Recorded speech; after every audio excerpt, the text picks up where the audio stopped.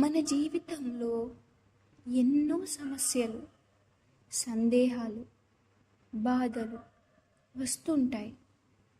మనం ఎవరమో, ఎందుకు పుట్టామో, మన కర్తవ్యం ఏమిటో, విజయం అంటే ఏమిటో అనే ప్రశ్నలు ప్రతి మనిషి మనసులో ఒకసారి అయినా కలుగుతాయి. ఈ ప్రశ్నకు సమాధానం చెప్పే మహత్తర గ్రంథం భగవద్గీత. కురుక్షేత్ర యుద్ధరంగంలో అర్జునుడు తన బంధువులను చూసి నిరుత్సాహానికి గురయ్యాడు. ఆయుధం వదిలేశాడు. అదే సమయంలో శ్రీకృష్ణుడు అతనికి ఇచ్చిన బోధనే గీత. మన జీవితంలో కూడా ఇలాంటి కురుక్షేత్రాలు వస్తూ ఉంటాయి. పరీక్షల భయం, ఉద్యోగ సమస్యలు, కుటుంబ విభేదాలు, ఆరోగ్య సమస్యలు. అప్పుడు మనకు మార్గదర్శనం అవసరం. గీత అదే మార్గదర్శి. శ్రీకృష్ణుడు చెప్పిన గొప్ప సూత్రం కర్మాణ్యేవాధికారస్తే మా ఫలేషు కదాచన. అంటే నీకు పని చేయడం మీదే అధికారం ఉంది, ఫలితం మీద కాదు. ఇది గొప్ప సందేశం. మనమంతా ఫలితం కోసం ఆందోళన పడతాం. పరీక్ష రాసేటప్పుడు ఫలితం గురించి ఆలోచిస్తాం. ఉద్యోగం చేస్తూ ప్రమోషన్ గురించి ఆలోచిస్తాం. కానీ గీత చెబుతుంది, పని మీద దృష్టి పెట్టి ఫలితం స్వయంగా వస్తుంది. ఫలితాన్ని పట్టించుకోకుండా పని చేస్తే మనసు ప్రశాంతంగా ఉంటుంది. గీతలో మరో ముఖ్యమైన బోధ సుఖదుఃఖే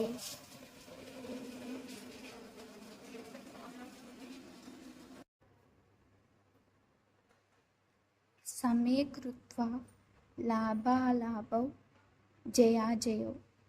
అంటే సుఖం, దుఃఖం, లాభం, నష్టం, విజయం, పరాజయం ఇవన్నీ సమానంగా చూడాలి. జీవితంలో ఎప్పుడూ విజయం మాత్రమే ఉండదు, పరాజయం కూడా వస్తుంది.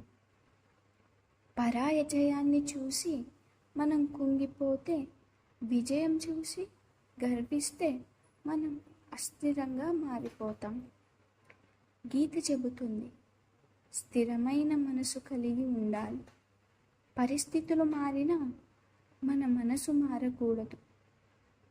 గీతలో శ్రీకృష్ణుడు చెప్పిన గొప్ప సత్యం నా జాయతే మ్రియతే వా కదాచిత్. ఆత్మకు జననం లేదు, మరణం లేదు. శరీరం మారుతుంది, ఆత్మ మారదు. మనమంతా శరీరాన్ని మాత్రమే మనం అనుకుంటాం, కానీ మనం ఆత్మ.